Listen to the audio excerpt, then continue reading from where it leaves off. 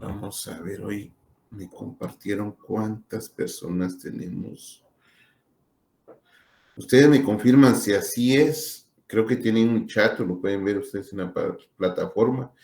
317, dicen, fíjense ustedes. Entonces, calificar y ver tarea va a ser lo que más tiempo nos va a absorber. Vamos a pedirle a cada uno de ustedes, por favor, que hagan su tarea, que sean diligentes, perseverantes. El curso de notariado pues lleva mucha responsabilidad, y la responsabilidad es propia de cada ser humano, pues de cada profesional, porque así es como se va a proyectar en la sociedad y prácticamente en el campo de los servicios profesionales. Porque no podemos andar ya graduados preguntando por una minuta o no tener idea cómo se puede armar un instrumento público o las propias particularidades de este instrumento público. En la compraventa no podemos decir donante, donatario o viceversa, ¿verdad? Oscar creo que levantó la mano. Sí, por favor. No, licenciado, se me activó. Muchas gracias. Oh, va, perfecto. Habemos 137, mis estimados alumnos. Yo les dejé un ejercicio sobre un instrumento público que se refiere a la compraventa del pacto de reserva de dominio. Debemos entender que, que con relación al contrato de compraventa con reserva de dominio, es un contrato entre, valga la redundancia, dos personas, un comprador, un vendedor, para la compra de un bien inmueble, o un bien inmueble. En la compraventa con reserva de dominio, el comprador no recibe el dominio completo del bien. Habíamos dicho en la clase anterior que recibe el uso y la posesión. El comprador es dueño, pero solo recibe el dominio. En algunos autores o en la doctrina también se denomina como el dominio fiduciario del bien. El dominio fiduciario es el derecho a obtener el dominio completo de un bien, porque esto es a determinado tiempo y condición.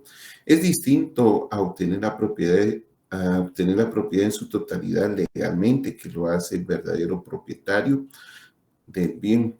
El comprador no recibirá el título, o sea, su testimonio, en el momento que firme el instrumento que le garantice a él ser propietario, sino que hasta que se cumpla el plazo o la condición. Los contratos de compraventa con reserva de dominio pues pueden hacer que un bien real sea más fácil de venderse, porque solo damos el uso y la posesión. Entonces, esto pues comúnmente se ve en las instituciones bancarias, en las entidades que se dedican a vender bienes inmuebles, y a veces pues entre particulares, que es una recomendación muy sana que se debe hacer entre los particulares. Las partes también pueden negociar los pagos mensuales, incluso si habrá un pago global. Puede ser como en el ejemplo que yo les puse a ustedes, o les compartí el lunes, que viene desglosado a 4 o 6 meses, o un solo pago, que es un pago excepcionalmente grande, que se puede dejar al final del periodo de la compra, 2, 3 meses, 5 meses. Las partes además se pondrán de acuerdo sobre cuál será la tasa de interés y si existe alguna penalización. Creo que signamos en color amarillo los daños y perjuicios que podría ocasionar si no se perfecciona el contrato, si el comprador pues, no cancela a determinado plazo ese acuerdo de voluntades que se perfeccionó en el contrato de compraventa con pacto de reserva de dominio. Entonces existe una penalización. El tipo de violación de contrato más común son los problemas de pago entre las partes, porque a veces el comprador tenía trabajo, lo despiden o estaba prestando servicios profesionales en determinada institución, entidad, y por cosas del destino, pues le cancelaron ese servicio. El comprador puede tener problemas si no hace un pago o un pago parcial, dependiendo cómo esté, pues prácticamente condicionado este instrumento público. Pues en ese sentido va lo que se refiere a la compraventa con pacto de reserva de dominio. Nos vamos a quedar ahí con lo que se refiere a la compraventa del pacto de reserva de dominio. Sí, por favor, Mili. Sí, licenciado, buenas tardes. A sus órdenes. Tenía duda respecto al contrato al modelo que nos envió de la tarea pasada. Ajá. Sobre el contrato de pacto, de reserva de dominio. Hablaba, tenía como otorgante a una asociación que es la asociación no lo encuentro, pero tenía dudas si estaban exentos del pago de impuesto fiscal. Como es segunda venta, entonces pagaba el 3%, pero no me quedó duda si está exento, porque de acuerdo al artículo 10, numeral 4, las asociaciones están exentas del pago, pero no sé si usted me lo podría aclarar. Permítame un segundito, vamos a ver algo aquí.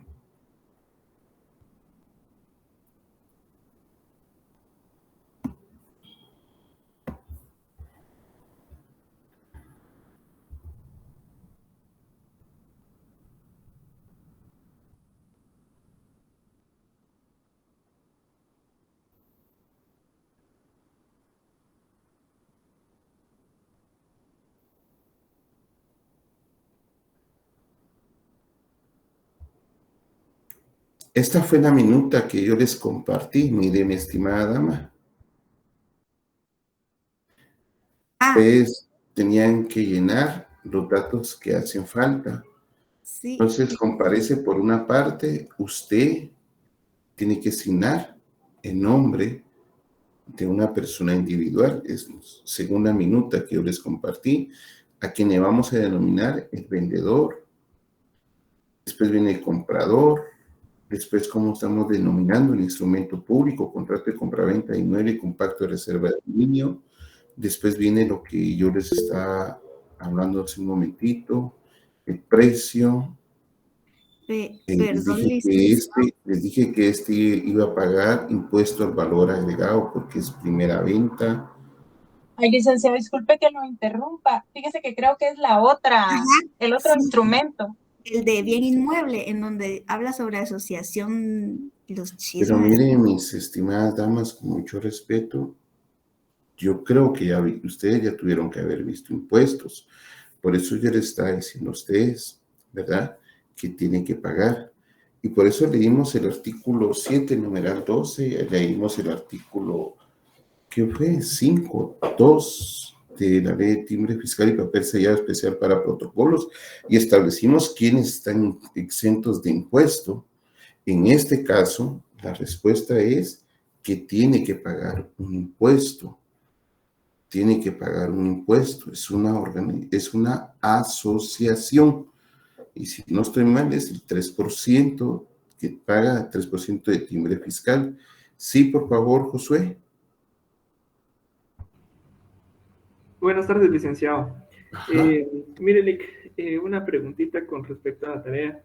¿Con el mismo tema? ¿Por el mismo tema? No, le dije sobre otro tema. Esperemos un poquito, solo aguante, espéreme un poquito, José. Muy bien, le Aguánteme, dicen los patojos, verá, solo vamos a terminar con este tema de Mili, que es muy importante, por favor.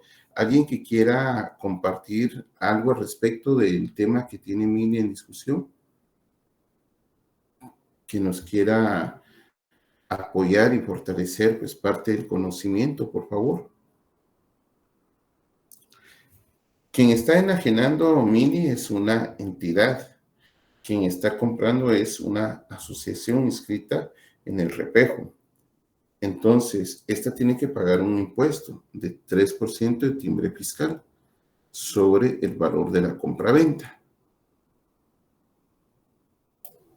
Licenciado, es que como tenía duda como respecto al artículo 10 de la ley de timbres fiscales, y en su numeral cuarto dice que están exentas las asociaciones.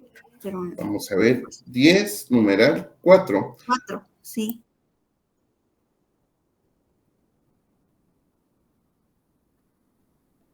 Las asociaciones, fundaciones o instituciones de asistencia pública o de servicio social a la colectividad, culturales, gremiales, científicas, educativas, artísticas, deportivas, sindicatos, habría que ver si la que nosotros tenemos encuadra en esa, por la denominación que le dimos. ¿Se recuerda cuál fue la denominación que le dimos?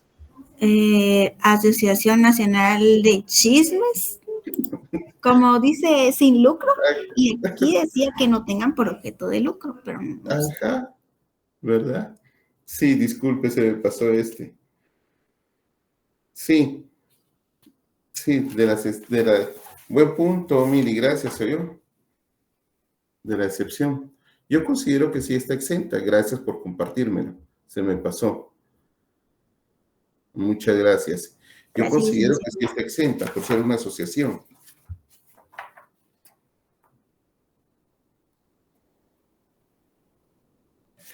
Nos dice Dalia que si es primera compraventa paga 12. No, la anterior, la de pacto sucesivo, es primera compraventa.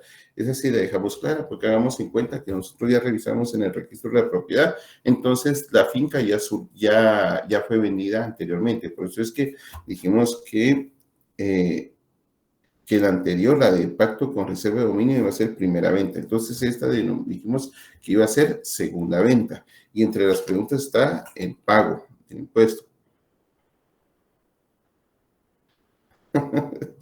Ok, dice Hugo ahí. No, muchas gracias. Gracias por la observación, Miri. Muchas gracias. Licenciado.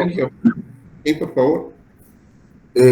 Tengo entendido que las asociaciones, cuando ya están inscritas y todo lo demás, tienen que tramitar ante la SAT el que estén exentos del pago de impuestos.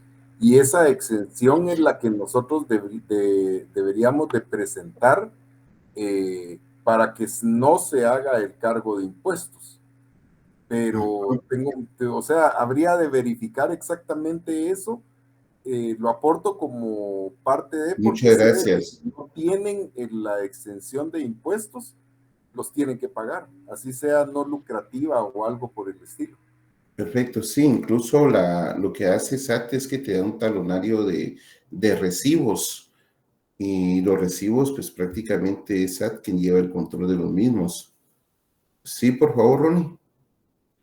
Gracias, licenciada. Muy buenas tardes, compañeros. Quizás lo que se refiere mi amigo Sergio acá es respecto a la exención que tienen las entidades como asociaciones con fines educativos, las universidades. A la exención que se refiere, si no estoy mal, está en el artículo 9 de la ley del IVA, y es porque esas empresas o esas instituciones no tienen que cargar el IVA. Pero muy aparte es la exención que está en el artículo 10 de la ley de timbres, que están exentas esas instituciones por cuestión de que por su giro económico que ellas están. Entonces, ahí solo hay que tener un poquito de cuidado, porque la exención es para aquellas compras que hacen este tipo de asociaciones o los colegios, por ejemplo, y tienen el control de parte de la SAT. Y las exenciones que están en la ley del timbre son muy específicas a este impuesto. Gracias, Lic. No, muchas gracias por compartirlo, por favor. Bueno, estamos con eso. Ahora, Josué Manuel, por favor, ¿qué me iba a preguntar? Sí, Lick. Fíjese, Lick, me dio una duda con respecto a, bueno, nosotros cuando realicemos el primer testimonio y tengamos que redactarlo, y al momento de pagar el impuesto, nosotros lo tenemos que hacer obligatoriamente con especies fiscales, o lo podemos nosotros al momento de redactar la tarea, lo podemos hacer con formulario de la SAT por la cantidad tan grande que, por ejemplo, en esta tarea era el pago del impuesto. 5 millones, creo yo, ¿verdad? El ejercicio. Ajá. 5 millones el ejercicio. La ley establece, creo que es el decreto 4-2012, si no estoy mal, lo vimos el día lunes, creo que es el artículo 20 que establece que aquellas compraventas que pasen de 30,000 quetzales, nosotros tenemos que pagar el impuesto, ya sea en cheque de caja, pero se me olvida ahorita el formulario, ustedes. Hagamos en cuenta que ahí se va a pagar 50,000 quetzales. Uno lo puede pagar en especies fiscales, pero hay una penalización. Uno tiene que pagar una pequeña penalización. La verdad se me olvidó ahorita el formulario, está en Declaraguate. Entonces tienes que adjuntar ese formulario, compra los timbres fiscales, se los pegas al testimonio y adjuntas ese formulario. Porque la ley es clara, no puedes pagar más de 30,000 quetzales en timbres fiscales de impuesto. Y si lo haces, pues hay una pequeña penalización.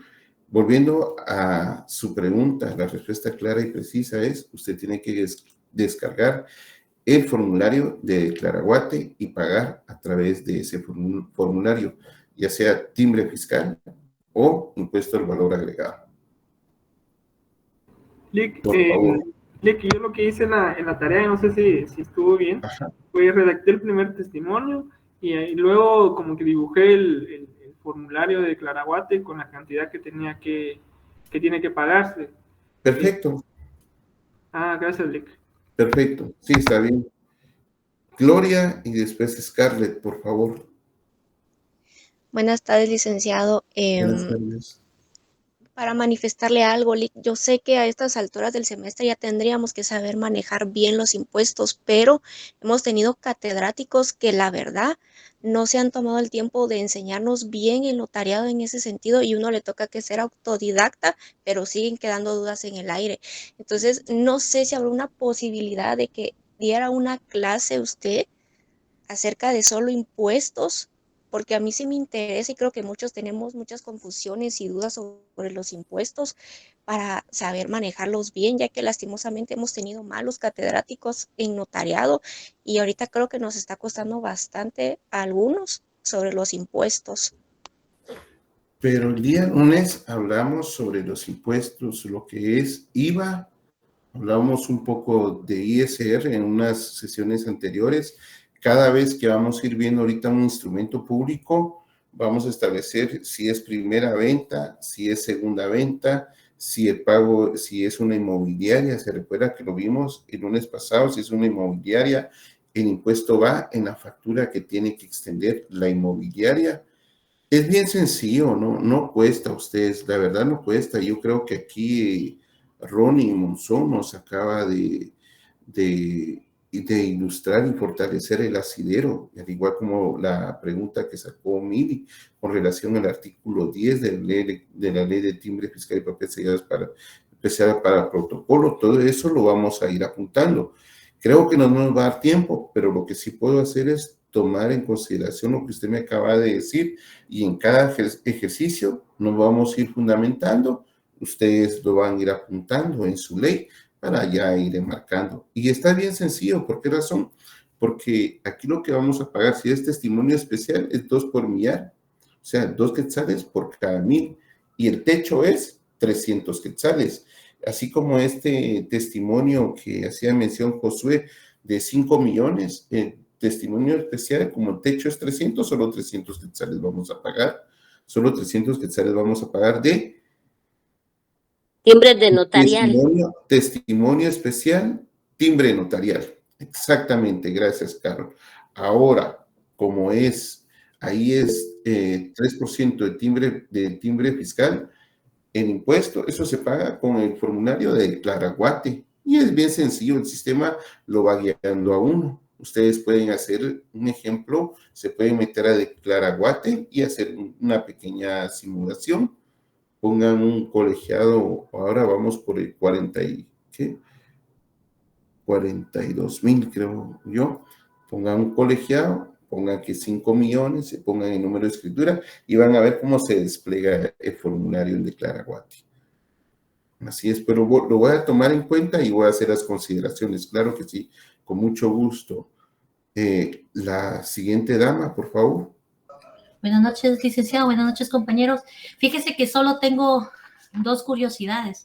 Por ejemplo, en el ejemplo del acto de dominio, menciona que el señor iba a pagar el impuesto del IVA mediante factura. Aquí menciona él. Entonces yo aludí con esa que era la primera compra, ¿verdad? Perdón, la primera venta.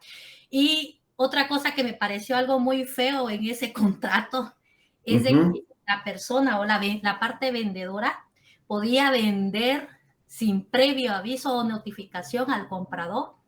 Entonces, para mí fue como que una cláusula muy, muy injusta, ¿verdad? Pero esa es la cláusula. Esa es la Así es. la observación, ¿verdad? Pues, sí. Es muy malo. Es mejor notificar algo. Fíjese, Scarlett, que los bancos a menudo hacen eso. Ustedes ya vieron derecho mercantil. Imagínense que fuera una institución bancaria y que en su momento puso a la venta que 500 instrumentos públicos de pacto, compraventa con pacto de reserva de dominio. Tiene 1,000 mutuos con garantía hipotecaria. Entonces el banco necesita capitalizarse. Entonces lo que va a hacer es vender. Eso se lo puede vender a otro banco para capitalizarse y es parte del giro del negocio de la entidad. Pero fíjese que en ningún Porque momento usted tiene que cumplir su obligación, su responsabilidad es cancelar por esa compra. Y así es como usted tiene que asesorar a su cliente en sede notarial. Porque viene su cliente y le va a decir, imaginemos que llega Pedro con usted, dama, y le dice, mire, fíjese que yo le voy a vender aquí a mi vecino. Vamos a hacer usted lo va a asesorar y no le va a hacer una compraventa con garantía hipotecaria, no va a hacer una promesa, sino que lo que va a hacer una compraventa con pacto de reserva de dominio, porque le va a decir usted a Pedro, mira, aquí a él solo démosle el uso y la posesión. No le demos la propiedad, no te lo recomiendo, porque después nos va a costar sacar a esa persona si no te va a pagar. Entonces te vas a tener que ir a un juicio sumario de desocupación y cobro de rentas. O después vas a iniciar un juicio ejecutivo de desocupación. Bueno, entonces le vas a dar lo que es una compraventa con pacto de reserva de dominio, porque solo le das el uso y la posesión. Pero fíjate, Pedro, que si a los 5 meses te sale una eventualidad o una necesidad, entonces cinemos en ese instrumento público que podés enajenar el derecho y tal vez alguien te lo compre.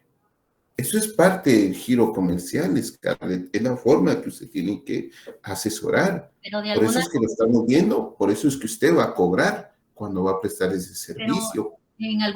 Por ejemplo, menciona también a causa de destrucción y todo, que la persona está obligada a pagar y eso está bien. Pero en este caso no menciona tampoco que se le va a devolver a la persona el dinero que dio por o está pagando, ¿verdad? No importa el tiempo que lleva, el propietario tiene derecho de decirle, mira, ya vendí. Pero tampoco se menciona de que le va a devolver el dinero ni nada. Entonces, creo yo que para mí... Póngase usted en el lugar de Pedro. No, está bien. Que la persona esté 5 o 7 meses ahí. ya ocupó su inmueble y resulta que quebró una ventana, que destruyó un sanitario, que su mesa de cedro la dañó, y entonces usted viene y le va a devolver todo el dinero. No, esto es para hacer negocio. Pero, es decir, en ningún momento, eso también estaba en el contrato, los daños y todo, pues iba a correr por cuenta de él, y si dejara de pagar y ya se desistía, el dinero abonado iba a quedar, eso lo menciona el contrato, pero en esa cláusula en particular, no menciona la devolución del dinero por venta, es decir, está hablando directamente de por venta, que viene, mañana se le ocurrió, ya van a medio contrato porque solo son 5 meses, a los 2 meses y medio, bueno, me lo compra, que te vaya bien, te salís. Entonces, para mí es una cláusula abusiva. Muy abusiva. Es por daños y perjuicios, compañera. Ese es otro, es que también está ese. Sí, pero es para... Por eso existe aquella nulidad que se lleva en los juicios civiles, y qué bueno que lo saca a conversación, porque también están aquellas nulidades que se llevan en los juzgados civiles cuando las cláusulas son muy abusivas, como usted lo está diciendo, fíjese, Scarlett, efectivamente. Pedro es el que va a vender. Pedro llega con usted, Scarlett, y le dice, mira, mis condiciones son estas. Viera cómo es en la vida real, Scarlett. Mis condiciones son estas. Él me va a comprar y me va a comprar sobre mis condiciones. Usted, Scarlett, es la notaria. Usted solo le va a dar, pues prácticamente, usted va a dar a la voluntad de uno, va a dar a la voluntad de otro, va a perfeccionar ese acuerdo de voluntades en un instrumento público. Pongamos que es José la persona que está comprando. Entonces, José va a leer el instrumento público. Pero hoy en día, tanto vendedor como comprador se asesoran de un notario. Y si el notario de José ve que la cláusula es muy abusiva, entonces le va a decir a Pedro, mira, fíjate que considero que tu notaria, o sea, Scarlett, la cláusula es muy abusiva, entonces debería ser más flexible. ¿Por qué? Porque considero que devolverme todo el dinero, no, quedarte con todo el dinero no es lo correcto. Entonces hagamos algo. ¿Por qué no te quedas con un porcentaje? Quédate con un 10% de lo que yo te he dado, o quédate con el anticipo. Esa es parte de la conversación como usted va a asesorar, Scarlett. Fíjese. Muchas gracias, licenciado. Yo solo me observé en eso porque sí está lo demás. No, está bien, yo lo entiendo bien a usted. Y es bueno que lo platique, Scarlett, es bueno, porque imagínense, yo he visto algunos contratos, lamentablemente hay personas digámoslo así, que son muy sencillas, porque la humildad es otra cosa, son muy sencillas, no entienden de los contratos, y entonces vienen otras personas y les ponen unas cláusulas que de una vez los terminan atropellando, como a veces sucede con algunas instituciones que prestan el servicio de tarjeta de crédito. Lick, mire, perdone que interrumpa. Sí. Es que era parecido al caso que yo le indicaba de compraventa que querían hacer con ¿cómo se llama? Garantía hipotecaria, pero lo que usted dice realmente. Ya, ahorita vamos a ver un caso también de garantía hipotecaria. Entonces, terminando con esto, Scarlett, son las condiciones que pone comprador, las condiciones que debes revisar, que ellas son las condiciones que pone el vendedor, las condiciones que debe revisar el comprador, siempre con su abogado. Por eso es bueno platicarlo y máximo en clase, porque imagínense, de repente, usted, Scarlett, voy a tomar con mucho respeto, menciono su nombre, le menciono a usted, digo, usted viene y le dice, mira, tú estás estudiando Derecho, pero todavía no estás graduada, sí, pero ya entendés porque ya pasaste el notariado, acompáñame, quiero que me vayas a ver ese instrumento público. Entonces usted le va a decir a la persona que le pidió el apoyo, mira, yo considero que la cláusula te está atropellando, es muy abusiva, yo considero que deberíamos de bajar el porcentaje, mira, te están dando 6 meses, ¿por qué no lo estiras a 8 meses? Porque mira, siempre existen eventualidades en el camino. Esa es la forma de ir asesorando. Mira, fíjate que dice que el primer pago pues, es del 40%, entonces considero que no tenés el 40%, porque no negocias a un 25%, ¿por qué no amplias? Mira, y a la hora que vaya a enajenarse este instrumento a la hora que la entidad o la persona vaya a vender ese instrumento público a un tercero, o se puede hacer a través de una sesión de cartera si fuera una institución bancaria, entonces, ¿por qué no se signa ahí que los gastos administrativos siempre van a ser van a estar a cargo del vendedor, no del comprador? Y cositas por el estilo uno va a ir viendo, Scarlett. Así es como uno va asesorando. Muchas Por favor. gracias, solo Sí, era. por favor. No, está bien. Muchas gracias por sacarlo, ¿verdad? Yo creo que Diana dije, ¿verdad? Sí, por favor. ¿Qué tal, licenciado? Buena tarde. Fíjese que Buenas solo para aclarar la consulta del compañerito sobre lo del formulario, según el artículo 18 del decreto 30 de la ley del impuesto de timbres fiscales 37-192, dice que cuando el impuesto a pagar conforme a la ley sea mayor a 3,000, obligatoriamente debe pagarse con formulario SAT. Ajá. Perfecto, gracias. Muchas gracias, Diana. Sandra, por favor. Licenciado, buenas noches. Solo con una consulta. En este caso, mi duda es en el testimonio, ya que, pues, uno seguía con las hojas que ha trabajado y como es a mano, van más hojas. En mi caso, yo utilicé para la tarea de ayer, en la primer minuta, que era de compraventa, que era primera venta, utilicé 5 hojas, ¿verdad? Las 4, mi duda está en cómo se colocan las copias, perdón. En este caso, las primeras 4 se utilizaron de ambos lados y la quinta hoja solo de un lado. Al hacer el testimonio se indica, ¿verdad? No sé si yo estoy correcto, que se agregan 5 hojas, las cuales 4 van de ambos lados y la quinta va solo de un lado. Pero yo me percaté en los ejemplos, ahí creo que está mi error. Es testimonio en la escritura número 1 que autoricé el día, ¿qué fue? 7 de agosto del año 2023 del registro notarial a mi cargo, que para entregar a Sandra Janet, extiendo número 6 y firmo en 5 hojas. La primera, la segunda, la tercera la primera, la segunda, la tercera, impresa en su anverso y reverso. La cuarta, impresa en su anverso, y la quinta, la presente. Porque hablamos anverso y reverso.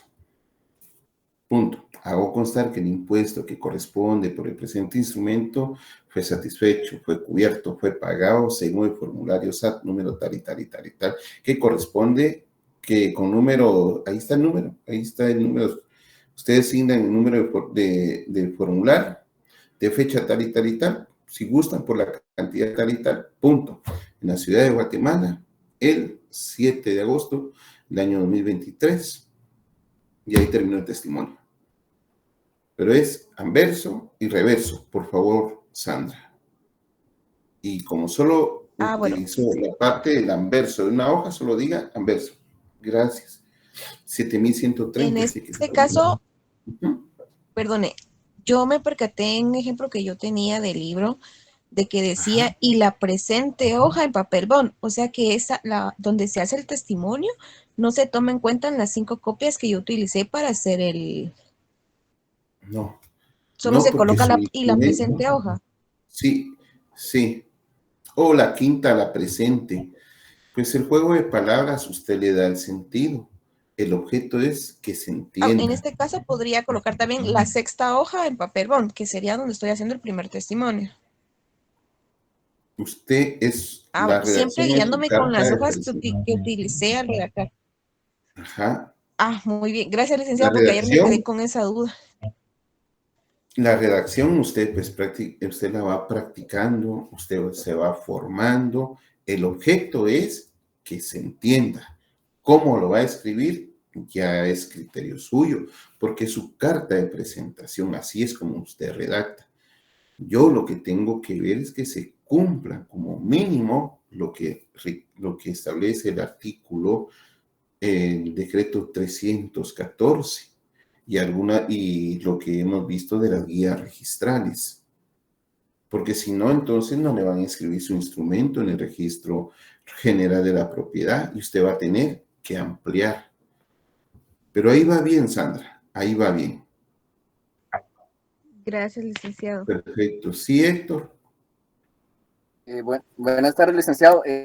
Una pregunta ahorita que mencionó lo del formulario. Entonces, en la primera minuta, en el testimonio, no se paga con timbre fiscal, sino que se adhiere el número de formulario, como en la minuta dice que se pagó el precio, ya incluía el IVA. Esa es la pacto de reserva de dominio. Ajá, en la parte de reserva de dominio, ahí es donde en la minuta indica de que ya se incluye el IVA en los 280,000 quetzales. Entonces, al momento de hacer los ¿Quién te testimonios... tiene que dar? Entonces te tiene que dar, si fuese una entidad, una entidad que se dedica a los bienes inmuebles, te tendría que dar factura, como lo vimos ese día. Pero en este caso, ellos te tendrían que dar el formulario. Lo que tenés que presentar en el registro general de la propiedad es el formulario. Es el formulario. ¿Quién paga el formulario? Puede ser el vendedor o puede ser el comprador. En este caso, la minuta dice que el precio ya incluye el impuesto al valor agregado, entonces el vendedor te da el formulario. Por favor. Entonces solo sería designar el número de formulario y ya está. Sí, así como lo hizo el caballero que mencionó, que habló hace un momento, él hizo un pequeño, dibujó el formulario. Ok. Gracias, licenciado. Ajá. Va. Miren, por ahora vamos a explicar otros 2 documentitos, ¿sí? Por favor. Y vamos a hablar de un documento que es bien sencillo, fíjense ustedes, que es un poco parecido a la compraventa con pacto de reserva de dominio. Esta pues ya es una compraventa con garantía hipotecaria. Entonces aquí nos están dando el uso, la posesión y la propiedad. O sea, aquí nos están dando la propiedad porque es una compraventa con garantía hipotecaria. Si nosotros no cumplimos la obligación, entonces nos van a ejecutar a través de un juicio ejecutivo en la vía de apremio, en un juzgado civil, ¿verdad? Y después viene el lanzamiento. ¿Y cómo se dice? El lanzamiento, llegan los cargadores, agarran las cosas y se las sacan a uno, ¿verdad? Entonces, vamos a ver lo que se refiere a la compraventa con garantía hipotecaria. Es el contrato de compraventa de bien inmueble en que el pago total del precio se dará a plazos. La mayoría de nosotros, pues yo creo que hemos comprado, los que ya tenemos 30 años en adelante, la mayoría, diría yo, hemos comprado alguna vez algo a plazos. Puede ser algún mueble o inmueble. Nosotros podemos comprar a 1 año, a 2 años, a 3 años. Por lo regular, cuando son bienes inmuebles, son de 10 años a 25 años. Entonces, con la compraventa de garantía hipotecaria a plazos,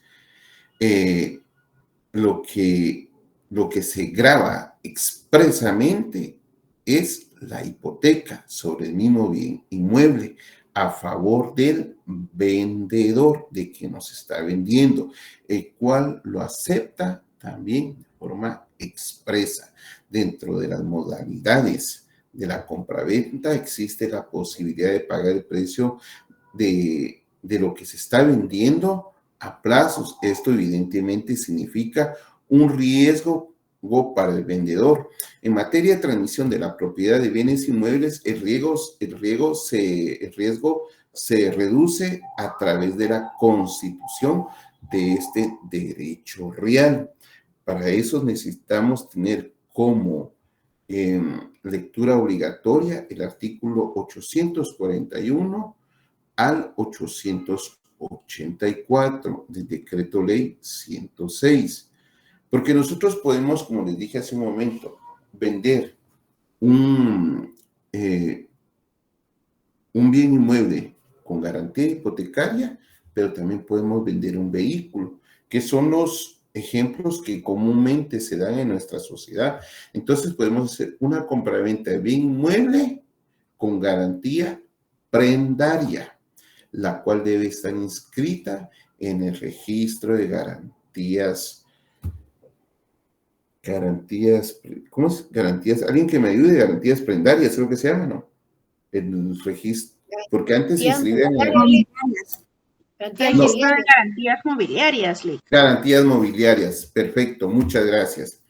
Antes se inscribía en el registro general de la propiedad. Bueno, ahora ya no, ahora hay un registro específicamente para eso. Entonces, nosotros, si es una compraventa con garantía prendaria, que comúnmente se da con los vehículos, en el registro de garantías mobiliarias. Si es una compraventa con garantía hipotecaria, en el registro de la propiedad. El concepto de esto lo van a encontrar en el artículo 822, tienen que leer también el 841, porque ahí está la aceptación de la hipoteca, la constitución y aceptación de la hipoteca debe ser de forma expresa. Así se debe designar en el instrumento público. El artículo 842 nos refiere a la hipoteca y otras garantías, por favor. Entonces, con relación a la garantía hipotecaria, nosotros establecemos plazo, o sea, el tiempo. Como les dije, cuando es garantía hipotecaria, por lo regular es de 10 años en adelante. Cuando es garantía prendaria, no pasa de 5 años. Por lo regular llega hasta 5 años. Cuando son vehículos, creo que ahora, yo recuerdo que los bancos cuando son vehículos es hasta 60 meses. Creo que ahora se están pasando en los 60 meses, pero regulares con los vehículos, ¿verdad? Entonces se establece plazo, se establece precio, se establece la forma de pagar, se establece esas son las condiciones, se establece si hay una penalización, si hay una mora, y al igual que en la compraventa, que vimos hace un rato, de pacto de reserva de dominio, al igual que en esa, si yo, entidad bancaria, necesito vender la cartera que tengo, se la puedo vender a un tercero. Si yo, un ejemplo, Pedro, que estoy vendiendo mi terrenito con garantía hipotecaria, pero como lo estoy vendiendo a, 15 años, pero el abogado me asesoró y me dijo, mira, y si de repente en el camino tenés una eventualidad, signémosle una cláusula que podés vender el derecho que tenés sobre este instrumento a una tercera persona, sin necesidad de pedirle autorización, solamente con la obligación de notificarle que la obligación ya no la va a tener con Pedro, sino que la va a tener con Andrés, porque el derecho se lo vendió a Andrés. Entonces, lo que tiene que hacer, en este caso creo que José fue el nombre que yo mencioné, es seguir pagando puntual la cuota establecida en el instrumento principal. Entonces, mis estimados alumnos, por favor, prácticamente debemos de leer lo que se refiere. Ya vimos lo de la compraventa, todas las características de la compraventa, el elemento real, el elemento personal, ya vimos las obligaciones previas, las obligaciones posteriores. Ahora, en la lectura obligatoria está lo relacionado a la hipoteca, por favor. Entonces, tenemos unos ejemplos en la plataforma que subimos. Creo que en algunos está solo la comparecencia. Ustedes tienen que redactar el cuerpo del instrumento público. En otro creo que está la comparecencia, el cierre. Redactan el cuerpo. En otro solo está la comparecencia. Redactan cuerpo y redactan cierre. Ustedes, por favor. Ahora vamos a ver por la hora. Bien, vamos bien. Vamos a hablar un poquito con relación a la compraventa de fracción de bien inmueble urbano. El contrato de compraventa de fracción de bien inmueble urbano consiste en que una de las partes se obliga a transferir la propiedad de una cosa o de una cosa y la otra parte a pagar en dinero. Este contrato está regulado en los artículos de 1790 a 1851. Entonces dirán ustedes, pero es lo mismo de la compraventa. Sí, porque es una compraventa de una fracción de un bien inmueble. Entre los elementos está vendedor, comprador, está el inmueble que vamos a vender y el dinero que vamos a recibir por ese inmueble. Y lógico, ¿verdad? El instrumento público que vamos a redactar.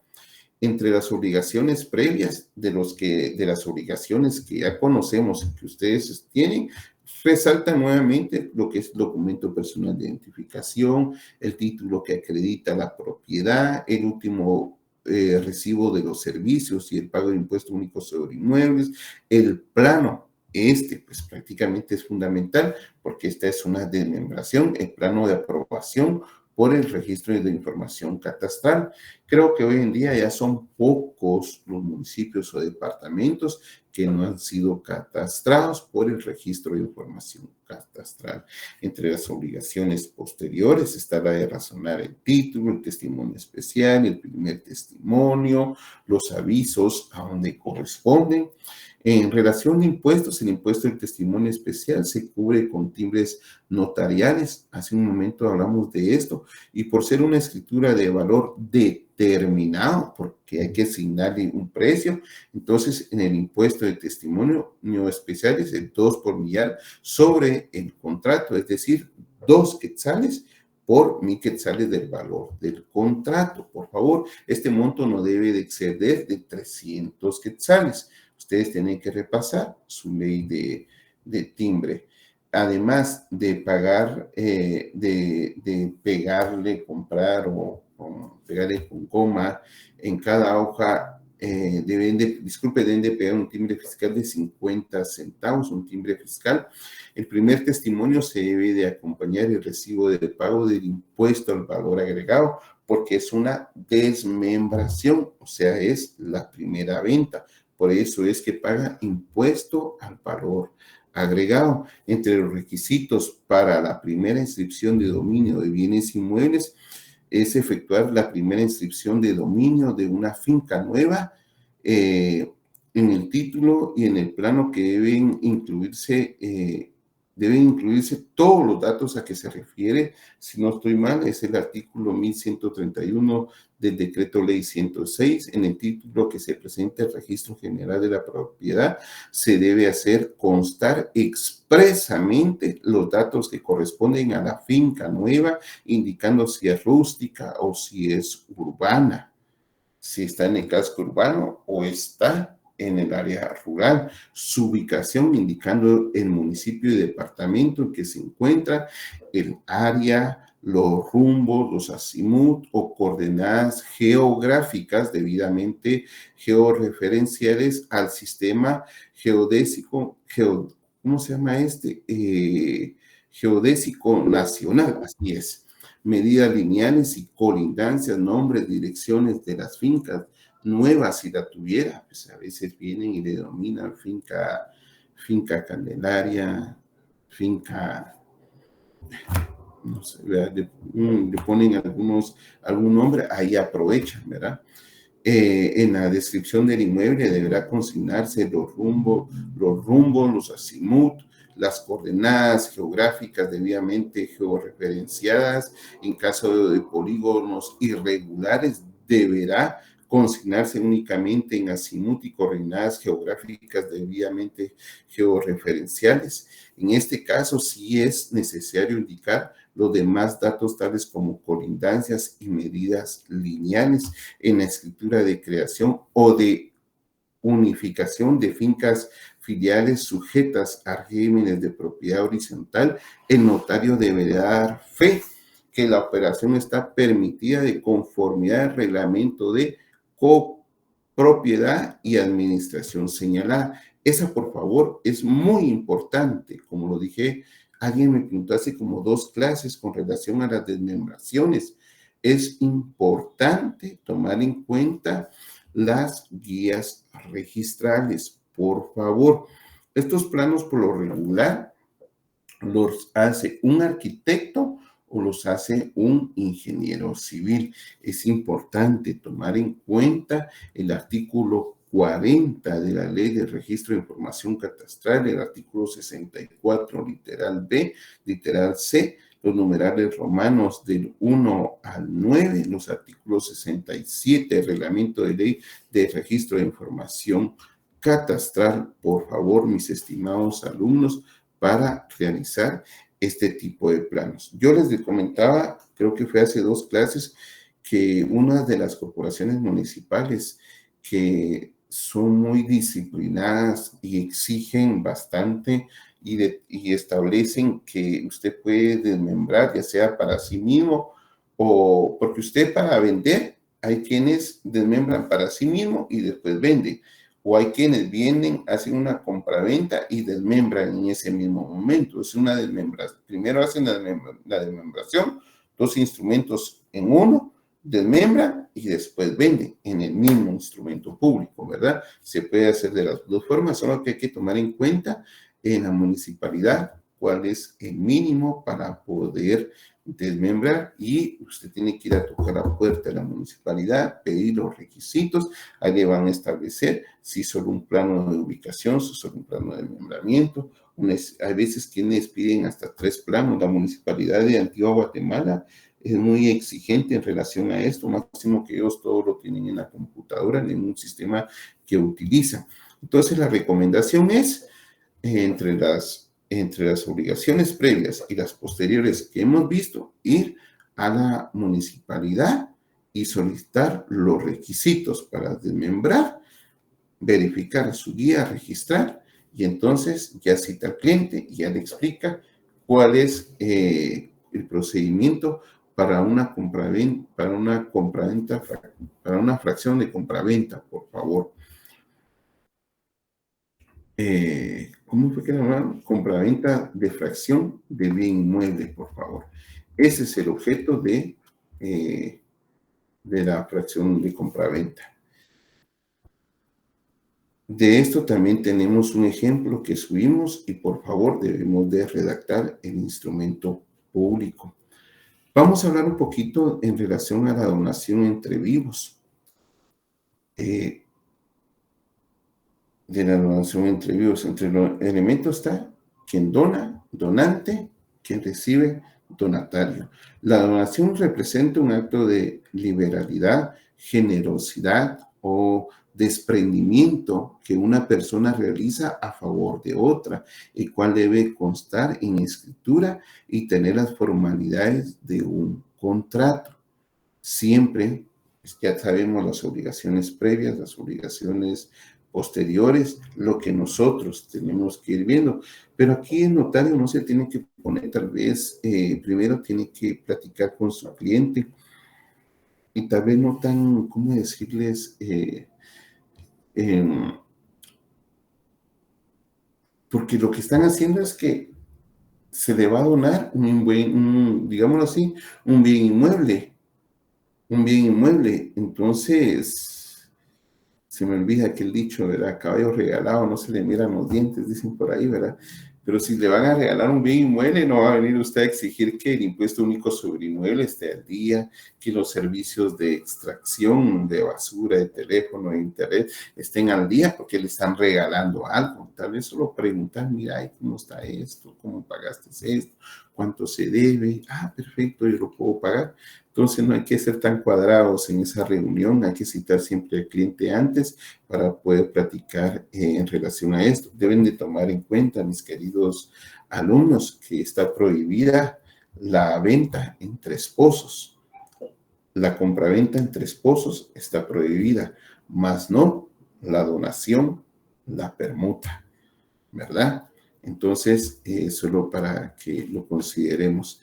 Entonces, entre las consideraciones para que se realice este acto de desprendimiento y liberalidad por parte del donante, responde o radica en la persona sobre la cual recae y favorece con esta actitud de obsequio o regalo, es decir, que de quien recibe la cosa, atendiendo a las consideraciones de diversa índole. El donante realiza este acto extraordinario dentro de la vida social y económica Recordemos, mis queridos alumnos, ustedes ya lo tuvieron que haber visto en Derecho Civil, que la donación puede ser reivindicatoria, ¿verdad? Y ustedes, pues, porque a veces venimos nosotros, un ejemplo, entre vecinos.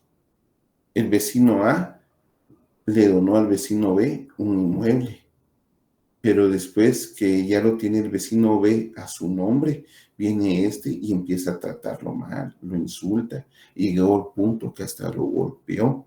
Entonces puede iniciar un juicio de reivindicación de la propiedad en un juzgado civil.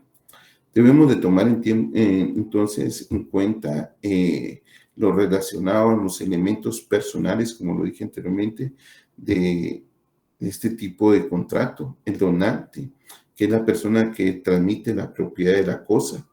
El donatario, que es la persona que recibe la propiedad. Por favor, leer el artículo 1855, el artículo 442 sobre los bienes, el 443 del Código Civil, por favor. Entre los elementos formales está, si se trata de bienes inmuebles, deberá constar en escritura pública, atendiendo desde el artículo 1862. La aceptación de bienes inmuebles también deberá constar en escritura pública. Y hay una palabrita que es fundamental cuando se acepta esta donación, que es agradecer la donación. Toda donación será estimada, es decir, se le pondrá un precio de acuerdo al artículo 1862, esto para efectos fiscales, es decir, del pago del impuesto correspondiente. Hay veces que se dice, mira, pero si el artículo dice que yo la puedo estimar en el precio que yo considere, pero nosotros debemos de tomar 3 valores que el Registro General de la Propiedad en sus guías registrales también nos hacen ver, que es el valor fiscal, que es el valor municipal o que es el valor inscrito en el Registro General de la Propiedad. Entre los elementos especiales está que se da el enriquecimiento de una persona porque se traslada un bien inmueble, ocurre el empobrecimiento de manera correlativa de otra persona, porque prácticamente se desprende de un activo. Existe la intención de hacer una liberalidad a favor de una persona o intención de enriquecerla. Debemos de tomar en cuenta también en este tipo de instrumento público los efectos del contrato de donación. Como lo dijimos, es uno de los efectos de la transferencia del dominio a la propiedad de la cosa donada. En consecuencia, el que la recibe tiene derecho de exigir la entrega. El donatario se subroga en los derechos y acciones que en caso de evicción correspondieran al donante, según el artículo 1859. Entre las obligaciones del donatario, eventualmente puede existir obligación para el donatario conforme al artículo 1864 del Decreto Ley 106, que como cuáles los acreedores, los alimentistas y el hijo nacido con posterioridad a la donación. La obligación que tiene el donatario respecto a estas personas tiene por límite el valor de los bienes donados. Entonces debemos de leer el artículo 1855 también, entre las obligaciones previas, aparte de las que hemos considerado, ¿verdad? O entre las que hemos considerado, identificar a las personas con el documento personal de identificación y acreditar el derecho a la propiedad por los medios que ya hemos platicado, los recibos de servicios. Entre las obligaciones posteriores, la de razonar el instrumento con el cual se está haciendo la transmisión de dominio del bien inmueble. testimonio especial, el primer testimonio, los avisos correspondientes que se deben de dar.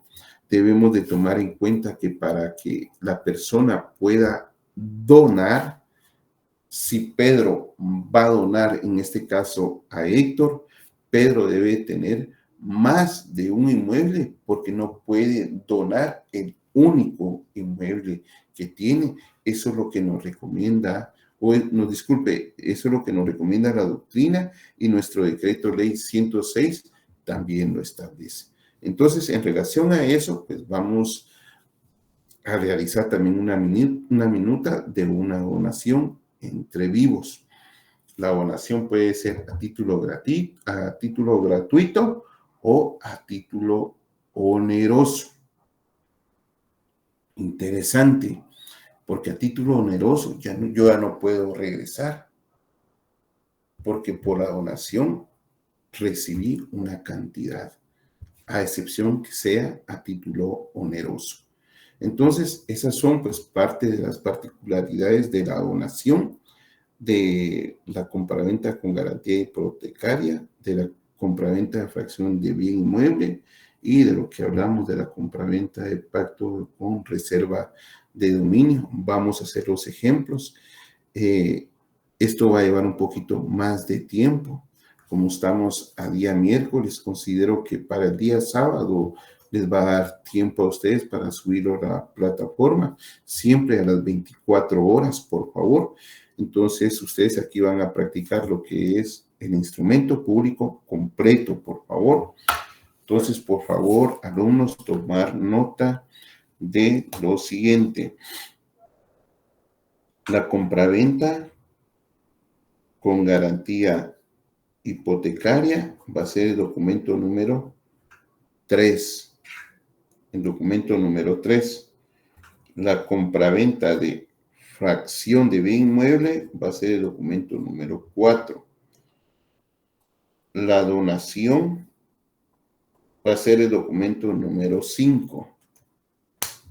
¿Cuál otro vimos? A mí me falta uno. Derechos posesionarios, Lic. Posesorios. Perdón, posesorios. Derechos de posesión. Sí, Lic, dice compraventa de derechos de posesorios. Esa es una de las minutas que se subió. Efectivamente, Lic, son 4. Ah, va, perfecto. Entonces, para el lunes, Lic, porque es bastante. Entonces, permítanme, compraventa. Licenciado, muy buenas noches. Fíjese que en Classroom, en el apartado donde dice agregar trabajo, dice fecha límite, lunes 5:45 p.m., no dice sábado. Va, dejémoslo ahí. Pues. Es que miren ustedes, lo que sucede es que yo también fui estudiante, hombre. Pero ahí cada quien con su responsabilidad, ¿verdad? Porque yo también... Es que el tráfico está fatal y... Yo también fui estudiante, pero a veces decimos nosotros, a veces nos sucede cuando a veces no nos queremos levantar 5 minutos más. Y a veces decimos, un día, mañana lo termino de hacer, pero lo que no hicimos en 3 días, yo para que por lo menos tuvieran ustedes aquella presión de mandarlo el sábado y ya el domingo, por lo menos disfrutar el día domingo. Pero si estamos para el lunes, estamos para el lunes, no hay ningún problema. Miren, mis queridos alumnos, con respecto a la escritura de derechos de posesión, esto ocurre cuando lo que se va a vender, esto comúnmente se ve en el área rural, porque nosotros solo miramos el inmueble, pero el inmueble no tiene registro. Hay quienes lo hacen en documento privado. Yo les recomiendo a ustedes hacerlo en documento público, en hojas de protocolo. Y lo que sucede es que como está en el área rural, entonces no paga impuesto al valor, no paga impuesto único sobre inmuebles. Nosotros tenemos que delimitar, y cuando ustedes van a hacer una compraventa de derechos de posesión, entonces tienen que ver bien los mojones, al norte, al sur, de preferencia. Ahora que ya tenemos como, alguien que me ayude, ¿cómo se llama? Cuando venimos tenemos aquellas coordenadas que es con satélite. Altitud y latitud, licencia. Latitud, ajá. ¿Hay otra? Altitud. Ajá, sí, la daban. Coordenada GPS. Están las de estas, sí, son como GPS. Ajá. Entonces esas te dan la ubicación. A lo que quiero llegar es que cuando ustedes van a hacer una compraventa de hechos de posesión en el área rural. ¿Cómo, Pablo?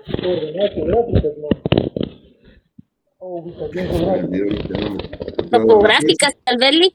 Sí, en la próxima les voy a dar. Entonces, para ubicar bien los mojones y quiénes son los colindantes. Eso es lo que se debe de escribir en la compraventa de derechos de posesión. Y la recomendación es que se haga en hojas de protocolo, se imprima en hojas de protocolo. Entonces, ahí no hay, pues prácticamente inscripción registral, porque ese terreno, esa finca, ese inmueble, no está inscrito en el registro general de la propiedad. Yo tengo la posesión de este terreno, yo te la voy a vender, Héctor, el terreno es este colinda con Pedro, colinda con Juan, con María, mide 25 metros de frente, con 75 metros de fondo. Entonces lo que tenemos que medir bien son los mojones,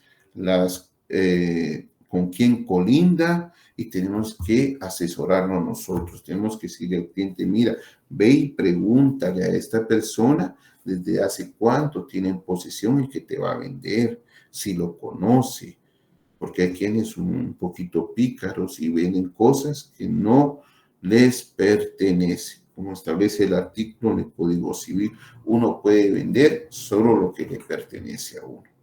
Entonces, por favor, no, eso de 10 años es para titularlo, Víctor. Ahorita solo estamos hablando de la compraventa de derechos de posesión. Cuando usted ya tiene la posesión de un bien inmueble, un ejemplo, yo, Carlos Quino, le voy a vender a Héctor de Jesús un inmueble. Yo tengo 15 años de tenerlo en posesión. Se lo voy a vender a Héctor. Entonces, el inmueble no se rompe, digamos así, la cadena de posesión, y yo lo puedo titular. Después de tenerlo de 10 años en posesión, yo ya puedo iniciar las diligencias de titulación supletoria para crearle un registro en el registro general de la propiedad. Por favor, Josué Manuel, y con ahí terminamos. Sí, en este caso es importante razonar el instrumento, Lick, en caso de que sean posesorios, ¿verdad? Porque sí, se hace constar en el testimonio que ya no tiene validez esta escritura, entonces exacto, ya se realizan los demás, ¿verdad, Lick? Sí, y fíjense ustedes que es un riesgo hacer una compraventa de derechos de posesión cuando el título que te están presentando es un documento privado, porque no sabes si en realidad los hechos que constan en el documento privado son ciertos, porque en eso lo único que viene es una firma legalizada. Ahí lo único que viene es una legalización de firmas. Es una legalización de firmas de la cual pues no te consta si efectivamente la persona ha tenido ese inmueble en determinados años. Entonces, ese es el otro ejemplo que nos falta. Entonces, la compraventa con garantía hipotecaria número 3, la compraventa fracción inmueble número 4, la donación número 5, la compraventa de derechos de posesorio, que es muy simple, siempre hay que ponerle un precio, el número 6, por favor. Y nos miramos el día lunes. Previo a irnos, Marta Julia Hernández, disculpe. Gracias, licenciado. Solo con lo que usted estaba diciendo, ¿no se llaman coordenadas geográficas? Coordenadas geográficas. Sí. Coordenadas geográficas. Gracias, Marta Julia. Gracias. Bueno, estamos, mis queridos alumnos. Feliz noche. Yo tengo una duda, perdone, con la titulación supletoria. ¿Qué pasa si se ha tenido el terreno en posesión de los 10 años y aparece supuestamente el dueño? Si aparece, tenés que hablar con él, tenés que preguntarle por qué dice que es de él y tenés que enseñar tu título. A mí me lo vendió, un ejemplo, a mí me lo vendió Sergio López. Entonces, mira, hablarle a Sergio López porque él me lo vendió a mí. Él dice que lo tuvo por 10 años y él me lo está vendiendo a mí. Entonces le van a tocar la puerta a Sergio López, porque si Sergio López te lo vendió, es posible que Sergio López te estafó. Entonces ya vas y le decís, mira, Sergio, ¿cómo está esto que está diciendo claramente que el terreno es de él? Y él te va a decir, mira, fíjate que no, Sergio está mintiendo, el terreno es mío, estoy de otro lado. Y si se complica el asunto, pues hay que llevarlos al Ministerio Público, ¿verdad? Y ahí ya pasa de lo de notariado. Ya Sergio mejor se conectó. No, eso es un ejemplo de usted. Pero eso es lo que podría suceder, Araceli, ¿verdad? Pero porque eso prácticamente es una estafa. Claro, pero antes de hacer la titulación supletoria, tendría que averiguar en registro si está registrado a nombre de alguien. Es que no tiene inscripción registral, fíjate, por eso son derechos de posesión. No tiene inscripción registral. Licenciado, buenas noches. En este caso, perdone, pues yo me metí a comprar, como por experiencia para la compañera, yo compré un terreno en una aldea que, pues no como usted dice, ¿verdad? No están inscritos en el registro mercantil, pero ellos ahí tienen un COCODE y ahí tienen el registro de todos los propietarios de las cosas. Entonces, cuando yo cuando yo hablé con la persona y me dijo, mira, te vendo mi terreno, yo fui al COCODE y le dije, mire, les comenté, ¿verdad? Entonces, ellos me entregaron una copia de la escritura de ese terreno y igual la persona, la dueña del terreno me dijo, mira, aquí están los papeles, ¿verdad? Entonces, ellos ya tienen un registro comunal, creo que le llaman a eso. Pero eso es raro encontrar. Imagínate que es una ladera. Exacto, que no siempre hayan registros. Sí, no, pues aquí a Sandra le fue bien, felicidades. Sí, Eric. Lico, una consulta así rapidito. En estas escrituras que vamos a hacer para entregar en la otra semana, también tenemos que hacer el primer testimonio especial. Testimonio especial, obligaciones previas y obligaciones posteriores y el pago de impuestos. Ok, gracias. Por favor, siempre va a ser así. Siempre va a ser así. Testimonio especial, obligaciones previas, obligaciones posteriores y el pago de impuestos. ¿Cuánto? Máximo timbre notarial, 300 quetzales. 2 quetzales por cada 1000. Si pasa de 300, usted solo paga 300. Por lo regular, vamos a trabajar con 3% de timbre fiscal de los instrumentos. La excepción es la fracción de compraventa, esa paga IVA, la donación paga IVA. Ya les adelanté ahí algo. Bueno, estamos, los miro el día lunes. Gracias, Liz. Feliz noche. Feliz noche.